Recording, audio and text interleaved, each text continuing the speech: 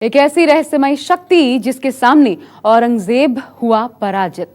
एक ऐसी चमत्कारी ताकत जिससे दानवों की हार हुई।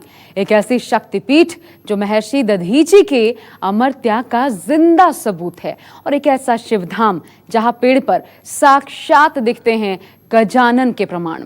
आज का अजूबा में हम खोलने जा रहे हैं एक ऐसे शिवलिंग का राज जो आपने आज तक नहीं देखा होगा।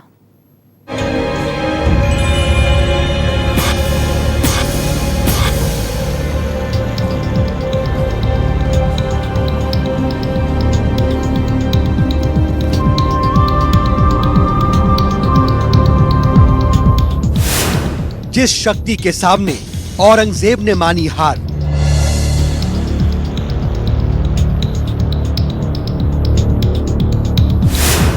जहां दधीची के त्याग के जिंदा सबूत,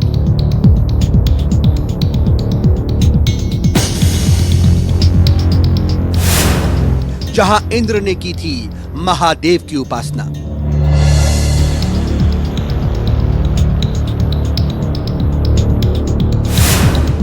जहां पेड़ पर है गजानन का वास,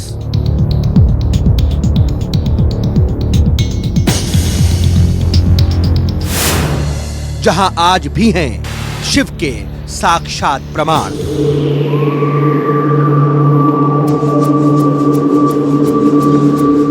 वैसे तो भोलेनाथ की दुनिया में एक से बढ़कर एक होने वाले चमत्कारों का दावा किया जाता है,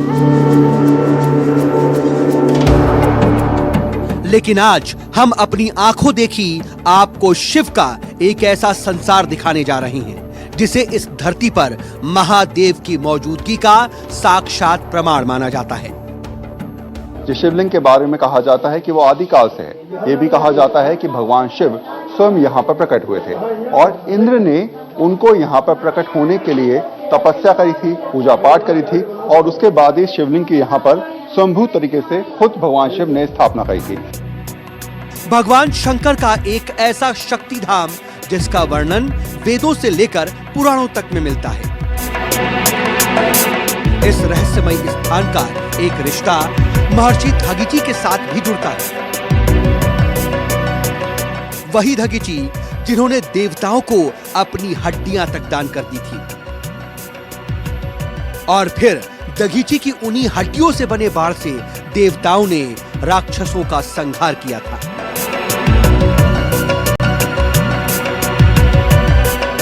इतना ही नहीं, कहा तो यह भी जाता है कि किसी जमाने में यहां से मुगल भी खौफ खाते थे। यहां मुगलों का एक ऐसा चमत्कारी शक्ति से सामना हुआ जिसे देखकर उनका बादशाह औरंगजेब भी उल्टे पांव भागने को मजबूर हो गया और फिर कभी भी उसने यहां आने की जुर्रत नहीं की। ये नैमिषारण्य में 33 करोड़ देवी और देवता हैं। 33 करोड़ देवी और देवताओं में से दो ही मुख्य स्थान हैं। एक बाबा देवदेवेश्वर महादेव और एक कस्बे में पड़ता है मां ललिता देवी, वो सिद्धपीठ है और ये शक्तिपीठ है। ये संसार का इकलौता ऐसा धाम है जहां भगवान भोलेनाथ अकेले विराजते हैं। जी हां, एकदम अकेले। ना तो यहां माता शक्ति का वास है, ना ही यहां महादेव के साथ पार्वती का ही निवास है। और तो और यहां हर मंदिर के बाहर शिव के साए की तरह रहने वाले नंदी भी विराजमान नहीं है। यह सिर्फ और सिर्फ शिव का स्थान है और उसके साथ दिखते हैं उनके पुत्र गजानन के भी साक्षात प्रमाण। शिव के पेड़ पर कहां दिखते हैं साक्षात गणेश? किस शक्ति के सामने औरंगजेब ने टेके घुटने? किससे टकराकर भाग गई मुगल सेना? महर्षि दधीची के साथ शिव धाम का कैसा रिश्ता? और 3 रंग वाले चमत्कारी शिवलिंग का राज क्या है? अगले आधे घंटे में हम एक एक करके इस सारे राज से उठाएंगे पर्दा। हम आपको दिखाएंगे एक ऐसा रहस्यमयी शिवलिंग जो है शिव का साक्षात प्रमाण। देखते रहिए 3 रंग वाला रहस्यमयी शिवलिंग। आप आस्तिक हों या ना आस्तिक हों, आप शिव भक्त हों या फिर ना हों, लेकिन आपने शिवलिंगों पर कई चमत्कारिक कहानियां जरूर सुनी होंगी। दरअसल धरती के सभी शिवलिंगों को भगवान शिव का साक्षात प्रतीक माना जाता है और शंकर के सेवक उन्हें अपने आराध्य के तौर पर पूजते हैं। आज हम आपको एक ऐसे शिवलिंग के बारे में बताने जा रहे हैं जो एक नहीं, दो नहीं, बल्कि एक साथ 3 रंगों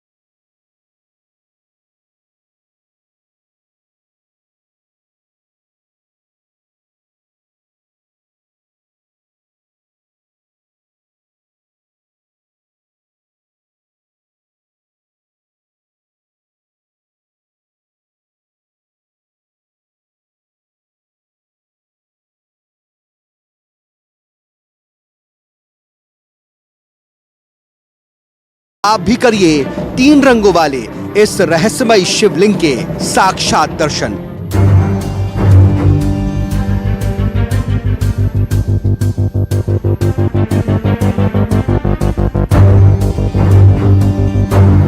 तो चलिए अब शिवलिंग भी आपको दिखा देता हूं। जो शिवलिंग के बारे में तमाम कहानियां हैं वो भी आप देख लीजिए। महाराज जी, इस शिवलिंग के बारे में कहा जाता है कि ये शिवलिंग जो है वो स्वयंभू है। ये शिवलिंग 3 कलर की है। आप देखिए 1, 2 और 3। रेड कलर भी है, रेड कलर भी है, ब्लैक भी है और व्हाइट भी है। 3 कलर में शिवलिंग है। वो आप देखेंगे रेड कलर है। दूसरा कलर यहाँ पर आपको ब्लैक नजर आएगा, ब्लैक कलर है। और तीसरा यहाँ पर आपको व्हाइट कलर नजर आएगा। मंदिर के गर्भगृह के बीचों बीच मौजूद ये शिवलिंग 3 रंगों से मिलकर बना है। इसका ज्यादातर हिस्सा काले रंग का है, जबकि कुछ हिस्सा लाल रंग का भी दिखाई देता है। ध्यान से देखने पर इस शिवलिंग में एक तरफ सफेद रंग भी नजर आता है।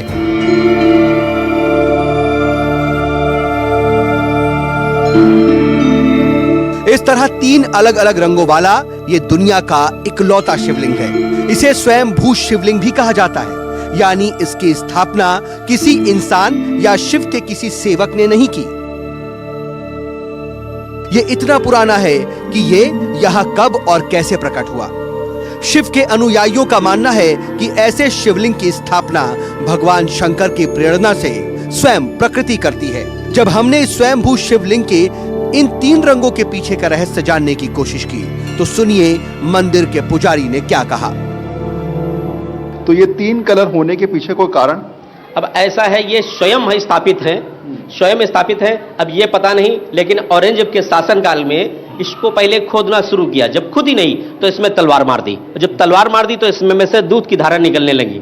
अब पता नहीं तभी उसी काल की ये 3 कलर में शिवलिंग है या स्वयं स्थापित है। स्वयं कोई भी होता है, चाहे भगवान हो, घर का कोई भी बड़ा सदस्य होता है, तो उसका तो अलग ही रूप होता है। तो इसी प्रकार ये स्वयं स्थापित है, तो इनका अलग ही रूप है। आपको शायद ये जानकर हैरानी होगी कि 10,000 साल पुराने होने का दावा करने वाले इस शिवलोक का एक सिरा वैदिक काल के ऋषि दधीचि के साथ भी जुड़ा हुआ है। मान्यता है कि एक असुर की असीमित शक्ति के सामने जब देवताओं के सारे हथियार बेकार हो गए, तब हारकर सारे देव एक साथ महर्षि दधीचि के पास मदद के लिए पहुंचे थे। उस असुर के संहार और संसार को बचाने के लिए एक ऐसे अस्त्र की जरूरत थी जिसकी ताकत का मुकाबला कोई ना कर सके। महर्षि दधीचि ने दुनिया के उस सबसे ताकतवर अस्त्र को बनाने के लिए अपनी शरीर की हड्डियां तक देवताओं को दान कर दी थी। इसके बाद की कहानी आप इनसे सुनिए। वृत्तासुर दैत्य था और उसको शंकर भगवान का वरदान प्राप्त था कि आपको कोई नहीं मार सकता। तो ब्रह्मा जी के पास में सारे देवी देवता परेशान होकर गए और ब्रह्मा जी से प्रार्थना अर्चना की, हमारे कष्ट का निवारण कीजिए। तो ब्रह्मा जी ने बताया कि विश्व की जो बीच की धरती है, नैमिषारण्य और मिश्रित तीर्थ, नैमिषारण्य मिश्रित तीर्थ में महर्दधी जी तपस्या कर रहे हैं। जिस समय 33 करोड़ देवी और देवता उनको दर्शन दे देंगे तभी वो अपनी प्राणों की आहुति दे देंगे। तो उससे पहले आप उनकी अस्थियों का दान लेकर कहीं घनघोर जंगल में जाकर शिव जी की आराधना कीजिएगा और उसी वज्र का पूजन कीजिएगा। तो यहां पर आए, उसी वज्र का पूजन किया इंद्र भगवान ने, और इंद्र भगवान ने शिव जी की आराधना की। और आराधना करने के बाद में स्वयं शंकर भगवान यहां प्रकट होकर और इंद्र भगवान को आशीर्वाद दिया कि जाइए वृत्तासुर दैत्य से युद्ध कीजिए, उसका विनाश होगा। ये शिवलोक इस मायने में भी दुनिया का अनोखा धाम है कि यहाँ शिव पूरी तरह से एकांतवास में निवास करते हैं। भगवान शंकर से जुड़े संसार भर के तमाम मंदिरों में आपने महादेव के साथ माता शक्ति और उनके पुत्रों की मूर्तियां जरूर देखी होंगी। अगर किसी मंदिर में शिव का परिवार वास ना भी करता हो तो वहां शंकर के प्रतीक के तौर पर शेषनाग की भी पूजा की जाती है। इसके अलावा मंदिर के द्वार पर उनके सबसे भरोसेमंद महाराज नंदी भी जरूर विराजमान होते हैं, लेकिन यहाँ इनमें से कोई भी मौजूद नहीं है। जब हमने इसकी वजह जाननी चाहिए तो सुनिए हमें क्या जवाब मिला। एक कहानी शायद आपने सुनी होगी जिसमें नंदी को मंदिरों के आगे इसलिए बिठाया गया, भगवान शिव के आगे, कि भगवान शिव बहुत भोले हैं और वो सबका उद्धार कर देते थे। तो नंदी के कान में आपको पहले कुछ कहना होगा, नंदी आपकी दरखास्त लेके भगवान शिव के पास आएंगे और फिर पास होगा। इसलिए कहते हैं हिंदुस्तान में बहुत कम ऐसी शिवलिंग है। ये उस समय की है जब देवताओं ने ये तय नहीं किया था कि नंदी भगवान शिव के साथ रहेंगे या नहीं रहेंगे। ये ऐसा है इसलिए नहीं हम बता नहीं सकते आपको, क्योंकि ब्रह्मा जी ने बताया था कि जाइए दधीच की अस्थियों का दान लीजिए, और दधीच जी ने कहा कि हमारी अस्थियों का दान लेकर कहीं घनघोर जंगल में केवल शिव जी की आराधना कीजिएगा। तो यहां पर दधीच की अस्थियों का पूजन किया और इंद्र भगवान ने शिव जी की आराधना की थी। अब आराधना की केवल तभी यहां स्वयं शंकर भगवान प्रकट हुए थे। तो जब स्वयं शंकर भगवान प्रकट हुए थे तो यहां पर नंदी की आवश्यकता नहीं है, ना तो मां पार्वती, ना कार्तिकेय, ना गणेश भगवान। इसमें तो कोई शक नहीं कि ये शिव धाम कई ऐसे रहस्यों को खुद में समेटे हुए हैं जो और कहीं दिखाई नहीं देते। 10,000 साल पुराने इस शिव लोक के चमत्कार अभी खत्म नहीं हुए हैं। आगे हम आपको दिखाएंगे इस शिव धाम के 10,000 साल पुराने होने का सबसे बड़ा प्रमाण। वरुण सिन्हा, सीतापुर, न्यूज़ 24।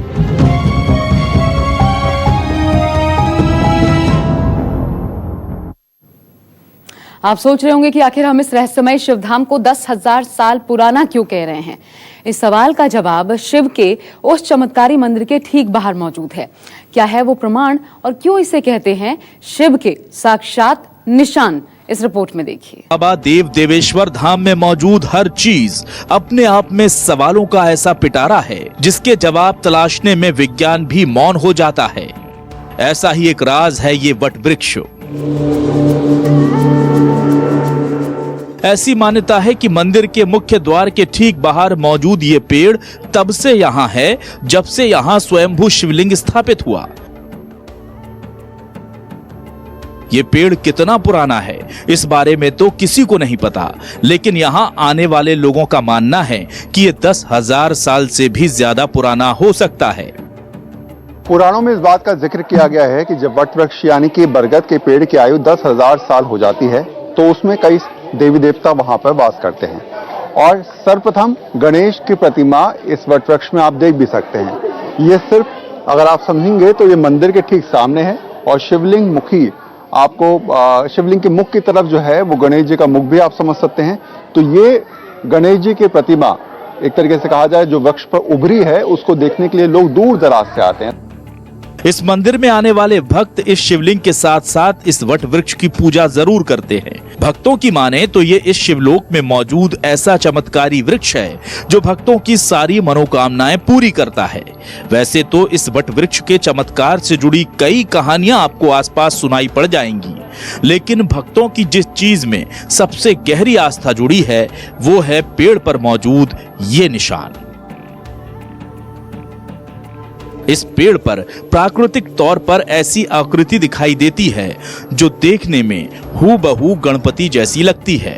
शिव भक्तों की माने तो ये निशान यहाँ शंकर पुत्र गणेश के विराजमान होने का सबसे बड़ा प्रमाण है। इस वट वृक्ष पर श्री गणेश के इस निशान के मिलने की कहानी भी कम दिलचस्प नहीं। राकेश जी, इस गणेश प्रतिमा के बारे में बताइए, कब से है और कब से बनी? ऐसा है कि करीब 2001 में हम लोगों को नहीं पता था, एक आंध्र प्रदेश से एक माता जी आई थी यहाँ दर्शन करने के लिए और यहाँ नैमिषारण्य में तिरुपति बालाजी में रुकी थी और रुकने के बाद में उन्होंने दिन में यहाँ पर दर्शन किया और दर्शन करने के बाद में जब वापस हो गई तो रात में उनको स्वप्न में पेड़ भी दिखा होगा। रात में स्वप्न में उनको दिखाई पड़ा कि गणेश भगवान की मूर्ति है। सुबह जब आई यहाँ पर दूसरे दिन तो हम लोगों से कहा कि ऐसा है, आप लोगों को दिखाएं। तब यहाँ कोई आता जाता नहीं था तो उन्होंने कहा ठीक है यहाँ पे दिखाते हैं। तो यहाँ पर उन्होंने बताया, हमको ही बताया और जो लोग थे उन सभी को बताया कि ऐसा है, आपके यहाँ बरगद के पेड़ में गणेश भगवान की मूर्ति है। तभी से हम लोगों ने 2001 से इसको देखना शुरू किया। बहुत सारे लोग आते हैं, बहुत दूर दूर से आते हैं लोग इसको देखने के लिए। ऐसे ही तमाम चमत्कारों की वजह से शिव भक्तों के इस शिवलोक के साथ बेहद गहरी आस्था जुड़ी है। लोगों की माने तो भगवान भोलेनाथ की यहाँ आने वाले अपने भक्तों पर ऐसी कृपा बरसती है कि बिना मांगे ही सारी मुरादें पूरी हो जाती हैं। कोई नौकरी की तलाश करते करते थक चुका है तो कोई गंभीर बीमारियों से बुरी तरह परेशान है। यहाँ आने वाले हर शख्स को सिर्फ भगवान भोलेनाथ का ही आसरा है। हमें यहाँ ऐसे कई भक्त भी मिल गए जिनके पास भगवान की कृपा के प्रत्यक्ष प्रमाण मौजूद हैं। मैं जैसे ही मैं आया और मतलब दर्शन वर्शन मैंने किया और शिवलिंग पे बाबा के जल चढ़ा के और वंदना कर रहा था, तभी मेरे पास देखा 4-5 कॉल मेरे पास मिस कॉल में पड़े थे। दिल्ली का नंबर था। देन मैंने रिवर्ट कॉल किया कि क्या कहते हैं सर